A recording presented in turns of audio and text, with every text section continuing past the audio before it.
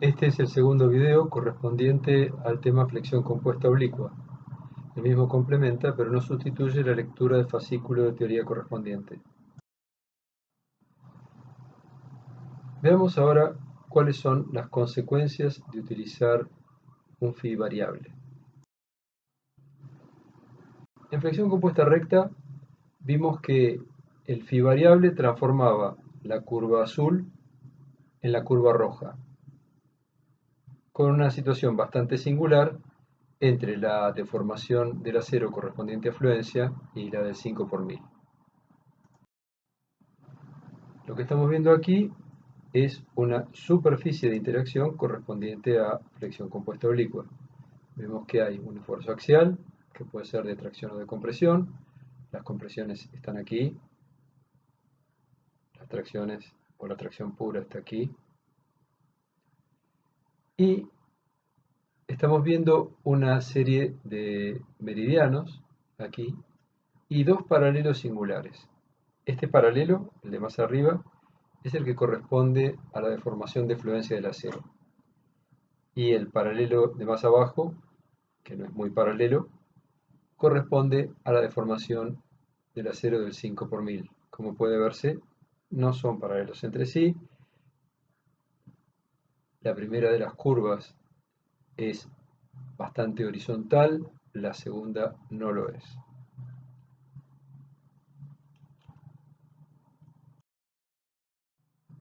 Cuando se aplica el coeficiente phi variable, la superficie resultante es bastante extraña, digamos que recuerda un poco a...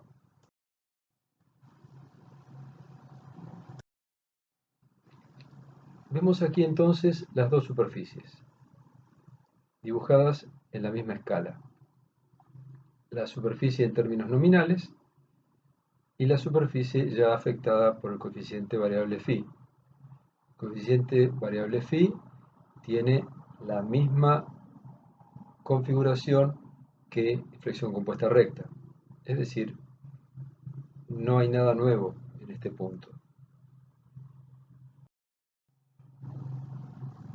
Aquí se nota con mayor claridad el no paralelismo entre la curva correspondiente al 2 por 1000 si estamos trabajando con un acero de 420 megapascales y del 5 por 1000.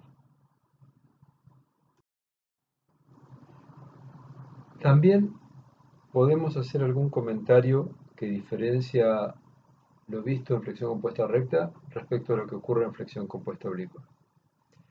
En flexión compuesta recta, cuando el axial era cero, claramente para nosotros la deformación del acero era 5 por 1000. Mejor dicho, mayor que el 5 por 1000. Por lo menos para las distribuciones ordinarias de armaduras. Había otras distribuciones que también habíamos visto que tendían a deformar un poco estos diagramas. Pero en flexión compuesta oblicua las cosas se complican bastante porque en flexión compuesta recta la sección puede estar mostrando que tenemos una deformación superior al 5 por 1000, mientras que para otras inclinaciones del eje neutro, digamos que la deformación del 5 por 1000 se sumerge y tenemos todo un sector en el cual phi vale menos que 0,9.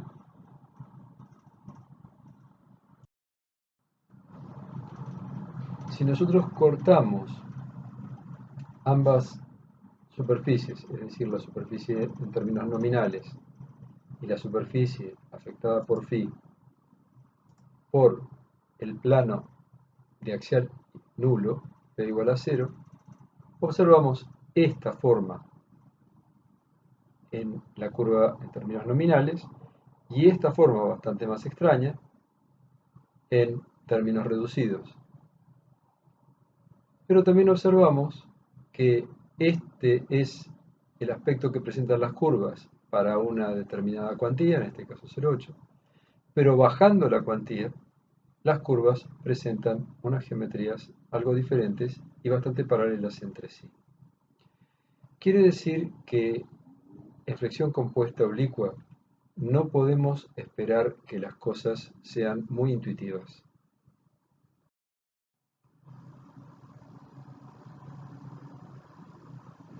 Vamos a ver ahora qué es lo que ocurre cuando cortamos estas superficies con un ángulo de 0 grados. Es decir, 0 grados podría ser, depende de cómo lo miremos, esta curva que está aquí, o podría ser esta curva que está aquí, depende de dónde midamos. Pero la curva externa va a ser la roja que estamos viendo aquí, que es absolutamente familiar, es el aspecto que esperábamos, y la roja interna, que está en términos de esfuerzos reducidos, también tiene el aspecto que esperábamos. Pero si el corte lo hacemos, por ejemplo, con un plano a 45 grados, vemos que todavía la curva en términos nominales tiene un aspecto relativamente familiar, pero la curva en términos reducidos ya no se parece en nada a la correspondiente al ángulo de 0 grados.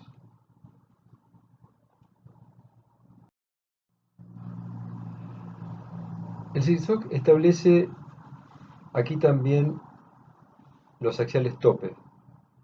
Es un poco raro tratar de extrapolar la excentricidad de 0,10 o la excentricidad de 0,05 de h en estos casos. Simplemente lo que se hace es tomar como válidas las expresiones límite que se vieron cuando se estudiaron columnas y que se extendieron a cuando se estudió flexión compuesta recta. Existen diferentes métodos aproximados recomendados por el CIRSOC para el dimensionamiento o verificación de secciones sometidas a flexión compuesta recta. Los métodos aproximados que recomienda el CIRSOC son métodos de verificación, no de dimensionamiento. Es decir, se parte de una sección totalmente definida y luego se verifica su seguridad. Los métodos que plantea el CIRSOC tienen su origen en un trabajo clásico del año 1960 publicado por Boris Bressler en el Journal del American Concrete Institute. Los métodos allí propuestos reciben el nombre de método de los contornos de carga y método de la carga recíproca.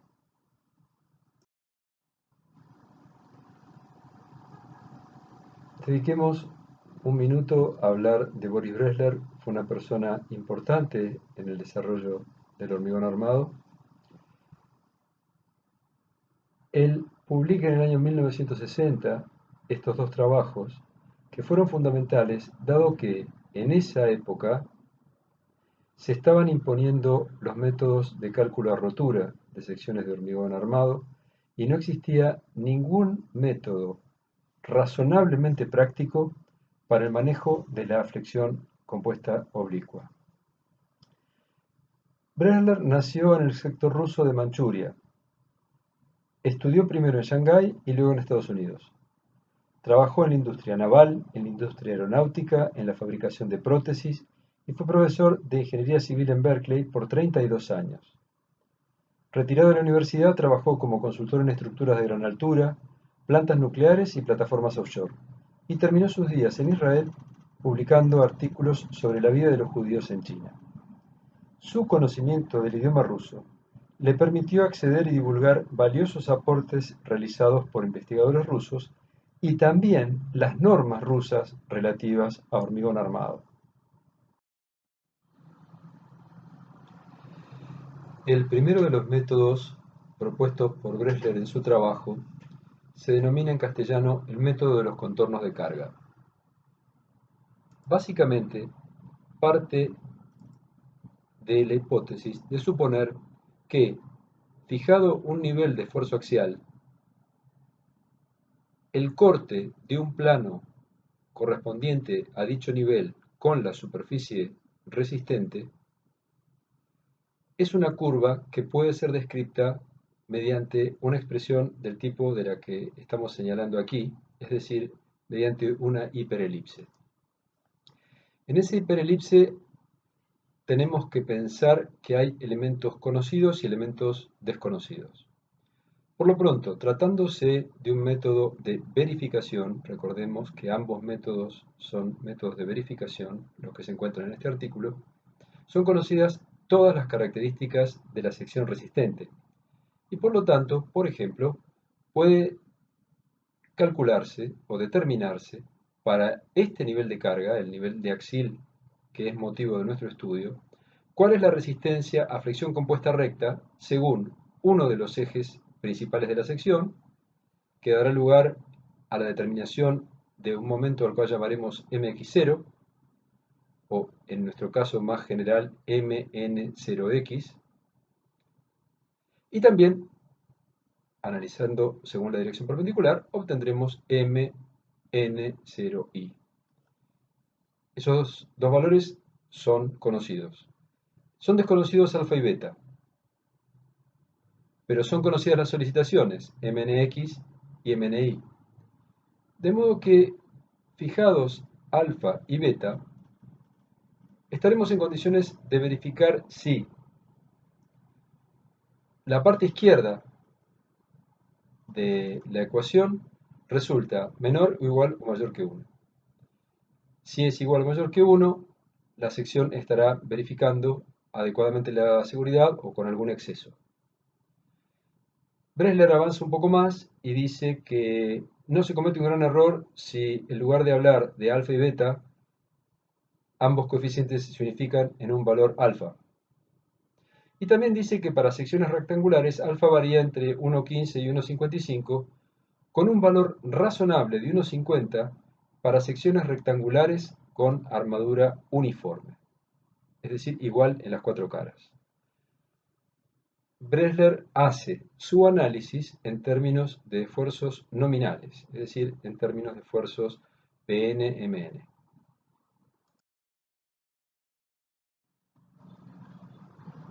Cuando Bresler desarrolló el método, no existía phi tal como lo conocemos hoy. Hoy sabemos que partimos de una superficie en términos nominales y llegamos a una superficie bastante diferente cuando la afectamos por phi. Digamos que el método podría tener una razonable concordancia con su concepción histórica si phi fuera igual a 0,9, es decir, phi fuera constante, como podemos suponer en los casos de gran excentricidad, pero también vimos que en el caso de flexión simple podía darse el caso para algunos ángulos de análisis para los que phi no fuera 0,90.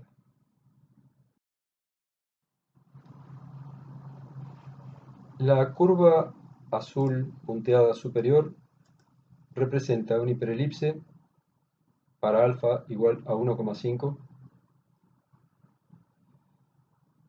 La curva de trazos negros representa alfa igual a 1. Esto se denomina linealización, dado que en realidad lo que estamos viendo aquí es una recta. Y estamos viendo el diagrama real correspondientes, los tres a una cuantía alta. Veamos que cualquier punto que resulte interior a la linealización es un punto que obviamente diríamos que es seguro, pero también es seguro para el diagrama real, para estas cuantías altas. En cambio, un punto que se encuentre aquí resultaría seguro para la hiperelipse, pero no para el diagrama real y bueno, obviamente no tampoco para la linealización. Ahora, si trabajamos para una cuantía baja y hacemos el mismo razonamiento, observamos que la curva real, o digamos la teórica bien desarrollada, es externa a ambas curvas, las de 1,5 y la de 1. De modo que nuevamente tampoco estamos en condiciones de generalizar. Algunos comentarios. Se trata de un método de verificación y no de dimensionamiento. Siempre se supone que phi vale 0,90. Vimos que en algún caso podemos no estar necesariamente del lado seguro. También el valor de alfa no es conocido. Según algunos autores, si se utiliza un coeficiente igual a 1, es decir, la linealización, el método sería de aplicación general, sin restricción en cuanto al esfuerzo axial, y dejaría siempre del lado seguro, dado que se estaría aproximando con una recta una curva que se ha supuesto que es cóncava con el centro de curvatura hacia el interior del diagrama.